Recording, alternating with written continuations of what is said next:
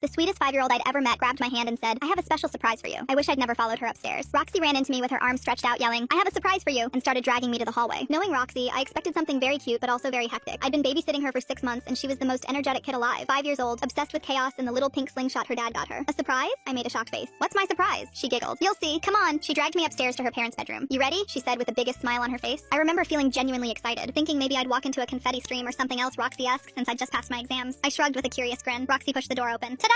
A man was standing in the middle of the room, and my blood turned to ice. "I'm gonna leave you two alone now," Roxy giggled like she hadn't just done what she'd done. She closed the door behind her. The man, Tyson, smiled at me. "Hey, sweetheart, miss me?" He walked closer, and all I could think was, "No, sir, I did not miss you." You see, my parents sold me I was 18 when. A man 15 years older paid them $250,000, and in return they arranged my marriage to him. But he didn't want a wife, he wanted property. For the next 9 years of my life, I was his. His to control and hurt. He kept me locked in the house. No phone and no friends. When I didn't obey fast enough, he made sure I remembered with bruises and burns. But the worst part wasn't what he did to me. It was what he did when he left the house. He was a predator. He followed children home from school, befriended their families. Dozens went missing in our town. I knew it was him, but I learned that there was nothing I could do the day I reported him. Authorities cleared him within 24 hours, and as punishment, he made me kneel on hot coals till my knees burned. I remember escaping 3 years ago. I changed my name and moved across country. I thought I was free, but now Tyson was here, in a house with nobody except me and Roxy in it. Had Roxy planned this? Did she know anything? My mind was racing looking at Tyson's 6'6" frame. I remember him being strong enough to rip doors off their hinges. I was shaking so bad I could barely breathe. "How did you find me?" was the only thing I managed to say. Tyson laughed softly, slowly inching closer. "Easy. I've been watching you for months. I met little Roxy after school a few times. Told her I was your friend." My stomach lurched. "She's so trusting." He tilted his head. I like that about her. I wanted to turn and run, but he was so much faster than me. He'd blocked the door before I could get out. I took a step back. He took a step forward. "I've missed you," he said. 3 years is a long time, but we're going to make up for it. I gulped. "Please, just let me go. I won't tell anyone. I'll disappear again." He crossed the room in 2 steps and clamped his hand over my mouth before I could scream, then slammed me against the wall and pinned my arms above my head. "You don't get to disappear again. You belong to me." I tried to scream help as loud as I could, but all that came out was a pathetic quiet muffle. Tyson leaned in close. "Here's what's going to happen. I'm going to take you out to my car, then I'm going to come back with a little one." My eyes went wide. "She's seen me now. She knows my face. I can't have that." He smiled. "Besides, she's exactly my type." Tears started running down my cheeks. Then Tyson smiled. He pulled out his phone, dialed a number, and put it on speaker. My mother's voice answered. "Is it done?" I felt my blood literally freeze over. My own mother had helped him. "I'll have her outside in 15 minutes. Be ready," Tyson replied and hung up. "Now, let's not make this difficult." He started reaching for his belt. I squeezed my eyes shut, praying it would be over quick. Then the door opened. Roxy was standing in the doorway. She must have heard the slam and my muffled scream. Her eyes shot open at what she saw. Tyson turned his head at her immediately. "Hey friend, come here for a second." He let go of me and took a step toward her. "Roxy, run!" I screamed, but Roxy didn't run. She pulled something from behind her back, her pink slingshot. She loaded with a rock from her collection. Tyson chuckled. "What are you gonna do with—" She released, and the rock hit him directly in the eye. Tyson screamed instantly, this horrible animal sound. His hands flew to his face. Blood started pouring between his fingers. He dropped to his knees. I didn't think. I just moved. I grabbed Roxy, scooped her into my arms, and ran down the stairs out the front door. I saw my mother's car driving slowly past the house, then speeding away when she saw me outside. I ran to the neighbor's house, pounded on the door until they opened, then called 911. Roxy was crying, shaking. "Did I do something bad? I'm so sorry. He said he was your friend." I held her tight. "You didn't do anything bad. You saved my life." Police arrived 4 minutes later, found Tyson still on the bedroom floor, still screaming, bleeding. His eye popped out of the socket. Last I heard, his remaining eye got taken out in prison.